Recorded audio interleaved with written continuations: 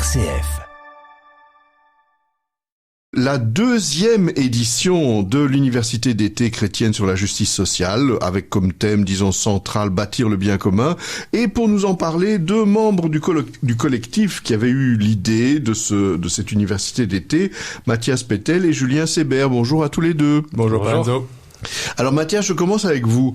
Qu'est-ce qui vous a pris ? C'est-à-dire, je vois que la première édition, c'était en 2022, donc c'est relativement récent. Ça veut dire que votre collectif, il s'était réuni 6 mois avant ou quelque chose comme ça ? Non, en fait, il est assez vieux, puisque c'est un groupe d'amis à la base, un groupe de jeunes chrétiens avec lesquels on avait de nombreuses réflexions sur le plan spirituel, sur le plan politique. On échangeait énormément sur les enjeux autour des inégalités, de la transition écologique.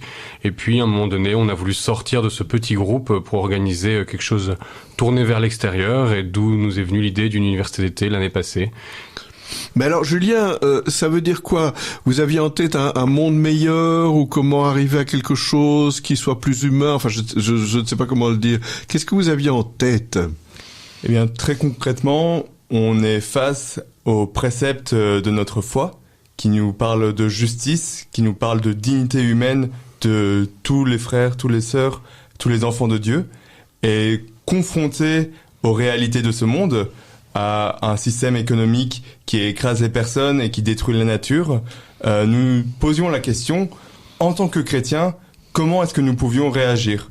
Et donc, l'idée de cette université d'été est uniquement un premier pas, vraiment se renseigner sur, d'une part, l'état du monde, et d'autre part, sur ce qu'en disent l'Église et des penseurs, des penseuses chrétiens, chrétiennes. Mais justement, Mathias, ça veut dire que vous estimez que les gens qui viendraient à cette université d'été peuvent faire quelque chose. Donc on n'est pas, comment dirais-je, dépassé complètement par la situation, parce que on parle quand même d'énormes questions. Oui, on peut tout à fait se sentir complètement impuissant, et je pense que chacun doit y répondre avec ses talents propres, avec l'appel qui est le sien. Nous, notre pari, c'est de donner une formation avant tout intellectuelle, parce que lorsque l'on approche ces grands enjeux, lorsqu'on nous donne des concepts, tout d'un coup, on a l'impression de pouvoir mieux, en tout cas, les comprendre. C'est déjà une première étape. Et de cette compréhension intellectuelle peut naître des engagements. Et là, c'est vrai que les chrétiens, on a souvent tendance à comprendre les engagements comme des engagements à l'échelle individuelle. On va vouloir être plus cohérent sur le plan écologique. On va vouloir aider ses voisins, ce qui sont évidemment des pans importants de nos vies de chrétiens et de chrétiennes. Mais nous, notre pari, c'est qu'on peut aussi s'engager différemment sur l'échelle politique. Ça ne doit pas prendre la forme d'un parti politique, mais en tout cas, dans le débat d'idées, dans la sphère publique, pour essayer aussi de changer les structures économiques et politiques pour qu'elles soient plus alignées avec ce qui nous semble être le message des évangiles. Donc, Julien, si je comprends bien, cette université d'été, elle est construite aussi sur l'idée de fraternité, de solidarité, c'est-à-dire on n'est pas juste en individuel en train d'écouter ce qui se dit ou ce qui se fait, mais on partage ensemble. Tout à fait. Dans le groupe, on a un peu ce constat que, en général, les gens n'ont pas les bases, n'ont pas les notions.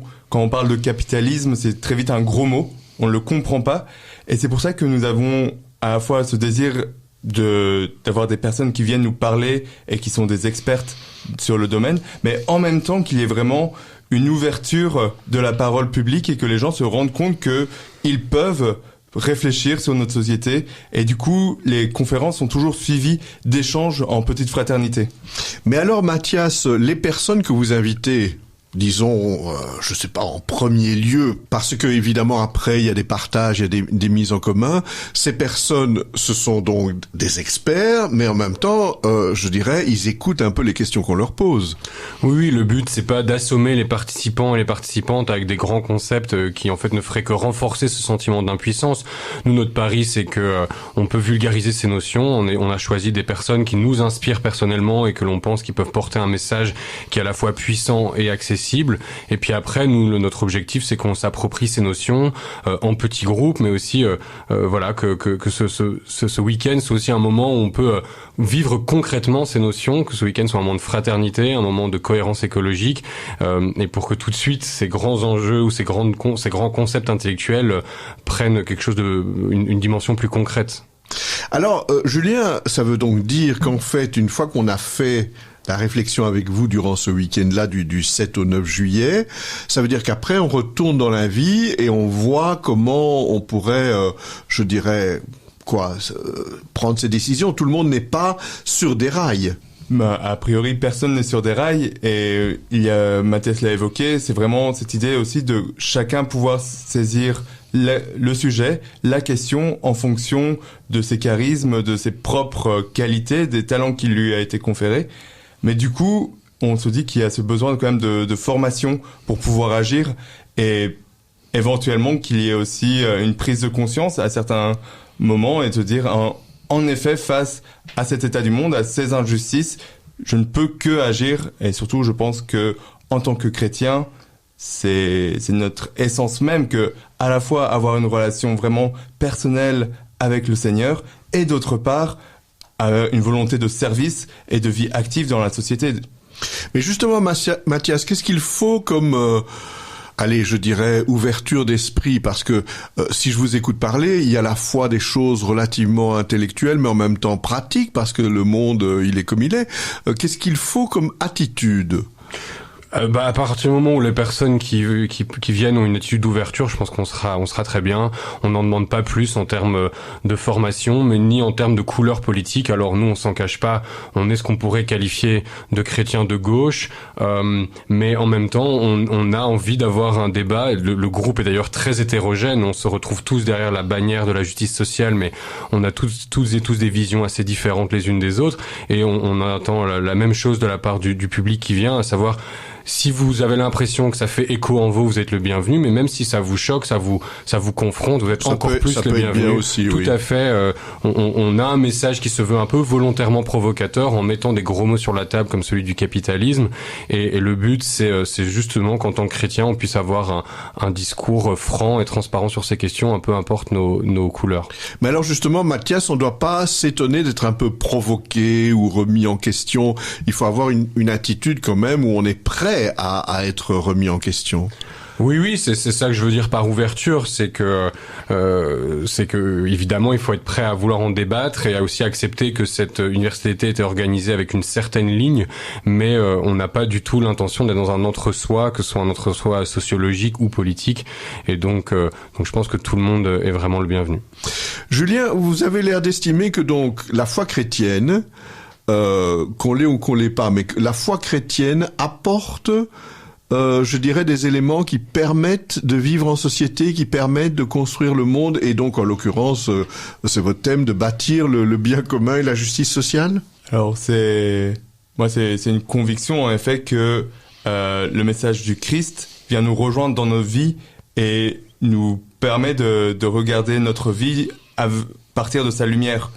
Après, cette université d'été chrétienne, je pense, peut rassembler deux publics, peut rassembler des chrétiens qui se posent un peu des questions sur la chose politique et peut rassembler des personnes qui ont peut-être un lien avec le christianisme, mais un lien plus lointain, et sont bien au courant des enjeux de transition écologique ou en tout cas d'engagement politique. Et le but de cette université chrétienne est aussi de se faire discuter ces deux mondes et peut-être se faire rencontrer et se renforcer, retourner aux sources, à nos racines. Ça veut dire alors, Mathias, que la foi chrétienne, c'est pas juste limité, je dirais, à la vie spirituelle, à une partie de ma semaine. Ça remplit alors toute ma vie, qu'elle soit d'étudiant, de jeune professionnel, un peu tout. Oui, c'est en tout cas ce en quoi je crois, même si je l'applique très modérément, parce que comme tout à chacun, j'ai du mal. Vous avez un million de choses à faire, je parie. Oui, mais aussi parce que j'ai du mal parfois à faire de la place au Christ dans ma vie, mais c'est l'objectif, et en tout cas, nous... Notre conviction profonde, c'est qu'on pense qu'on peut fonder sa vie sur la prière, sur une relation personnelle avec le Christ, et que cette force spirituelle peut aussi nous pousser à un engagement social, à un engagement politique, et on pense qu'il y a beaucoup de jeunes qui sont dans ce cas-là. On va être un peu pratique, notamment avec vous, Julien. C'est du 7 au 9 juillet à l'abbaye de Maredret. Ça veut dire qu'en fait, il faut s'inscrire, j'imagine, hein. Il faut s'inscrire, tout à fait. Vous trouvez très facilement le lien de l'événement sur Facebook, Bâtir le bien commun, ou alors sur d'autres plateformes peut-être qui répercutent l'événement. En tout cas, il y a un Google Form qui permet de vous inscrire. Une fois que vous l'avez rempli, il suffit de payer votre participation, qui est de 60 €, Et s'il y avait le moindre souci, si le prix était trop élevé, vous empêcher de venir, franchement, n'hésitez pas à nous contacter. Notre adresse email, c'est bâtirlebincommun@gmail.com. Et on trouvera un moyen, certainement. Il y a des fonds solidaires, des personnes qui sont assez généreuses, justement, pour permettre à tous et toutes de participer à cet événement. Alors, j'imagine évidemment qu'on peut vous écrire pour vous poser des questions, qui vont être les orateurs, ça va durer combien de temps, enfin bon. Mais, plus généralement, vous avez une date limite, Mathias, plus ou moins, quoi? Fin juin, quelque chose comme ça, ou qu'est-ce qu'il y a, plus ou moins? Je connais ma génération, on a tendance à s'inscrire en dernière minute, mais disons que les places commencent à partir, et donc, on aura une limite en termes de nombre. On espère être entre 100 et 120 personnes. Et donc, inscrivez-vous le plus vite possible. Et idéalement, avant fin juin, ça nous aiderait bien en termes d'organisation, c'est sûr. Alors, Julien, quand on dit que vous allez créer des groupes et que les gens vont se parler, ça veut dire aussi qu'un certain nombre d'entre vous vont être dans l'animation, j'imagine. Tout à fait. Donc, nous sommes... ce collectif, pour l'instant, rassemble 6 amis. Et donc, ces 6 personnes seront sur le terrain et même participeront pleinement à l'université, tout en permettant que tout se déroule bien et d'assurer un cadre à cette soirée. Et alors, supposons qu'on est venu l'an dernier, Julien, qu'on est venu à votre première édition, on peut revenir à celle-ci ? A priori, avec tous les échos super positifs que nous avons reçus l'année dernière, nous espérons que des personnes qui sont venues l'année dernière voudront revenir cette année. Plusieurs personnes m'ont témoigné que c'était vraiment l'événement phare de leur été. Donc on espère une session aussi qualitative, mais a priori, vu les intervenants, vu les personnes qui viendront, on peut être quasi certain que ce sera le cas. Alors, je vous rappelle juste les détails. C'est à l'abbaye de Maretsu, le week-end de Marodret, excusez-moi, c'est juste à côté, mais c'est pas la même chose. Donc, à l'abbaye de Marodret, le week-end du 7 et 9 juillet, tapez Bâtir le bien commun ou Université d'été chrétienne dans Facebook et vous allez...